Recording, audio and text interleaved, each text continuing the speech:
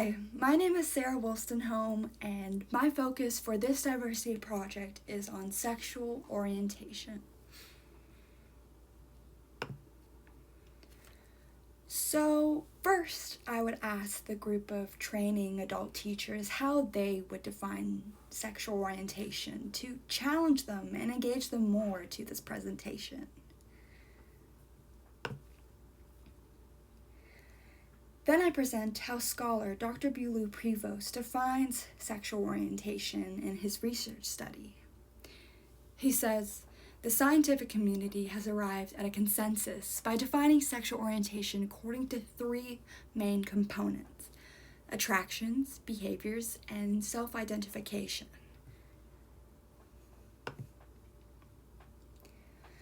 Then, in my lesson, I would give a brief overview of the history of sexual orientation's definition and how it changed and evolved over time. I would talk about how in the Middle Ages to the 19th century, there were harsh anti-sodomy laws that were enforced throughout the Judeo-Christian Europe. And I would say the concept of sodomy was referring to a list of sexual acts, including sex between men, which was considered to be against nature, thus both sinful and criminal. However, by the beginning of the 19th century, there began an emergence of LGBTQ2S+ theories that emphasized the multidimensional aspects of sexual orientation. I would say after this emergence is when the scientific community arrived at a consensus by defining sexual orientation by three main components. This is all according to Dr. Beaulieu-Prevost.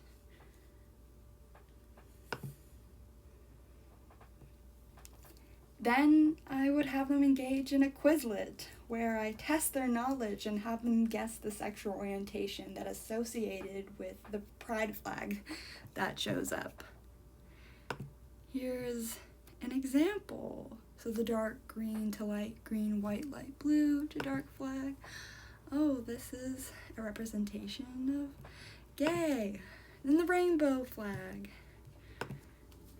General LGBTQ2+ rights.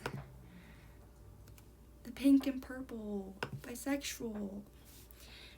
And I would do this to illustrate how sexual orientation is represented to individuals of the LGBTQ2S+ community.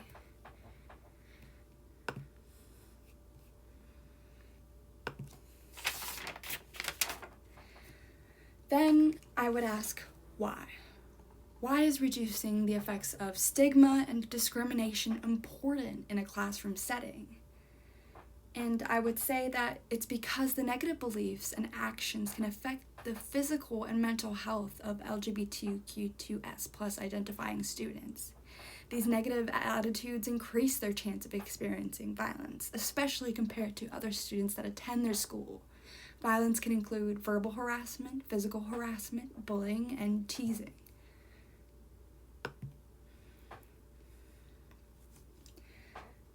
And then I would share an Indigenous perspective.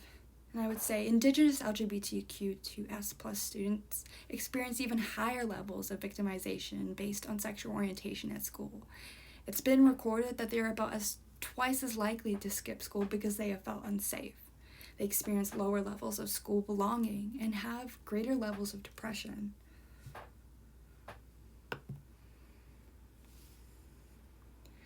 Then I would suggest solutions to help LGBTQ2S+ students feel safe and welcomed in school.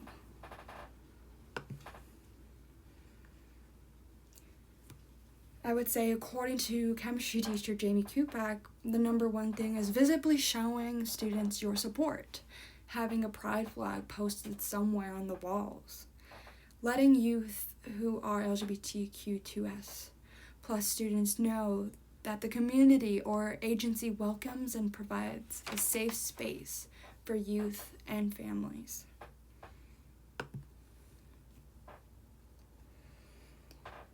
And I provide other solutions. Develop a plan to create a resource infrastructure that includes policies, structures, practices, and services that meet the needs of students who are part of the LGBTQ2S+ community. discuss sexual orientation and gender identifying issues with youth in a supportive manner. It may be helpful to ask older youth how they define their identity. A safe and open environment allows youth to comfortably explore their sexual or gender identity. Provides services and resources to youth that indicate LGBTQ2S plus rights. Demonstrate an open and positive attitude about youth who are LGBTQ2 plus, because this approach is likely to promote a positive therapeutic relationship.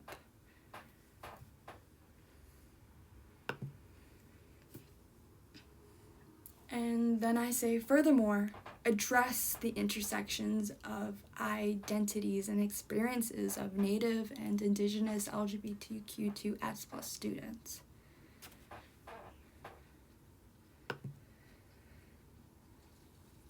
And then I end my presentation, and I say thanks. Now I want to go over the feedback that I got from my peers.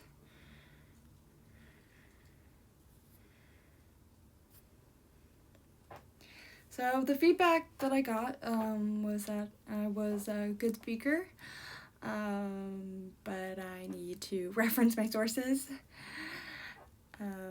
I got suggested by someone to not use the term queer, which is what I was doing before, and use LGBTQ2S+, because there is stigma around the word queer. And then I got suggested to add an Indigenous perspective, so I did that. And someone said, do not include talking about pronouns because it does not really relate directly to sexual orientation, and that's what I did before. And then someone said my presentation looks really engaging, so yeah.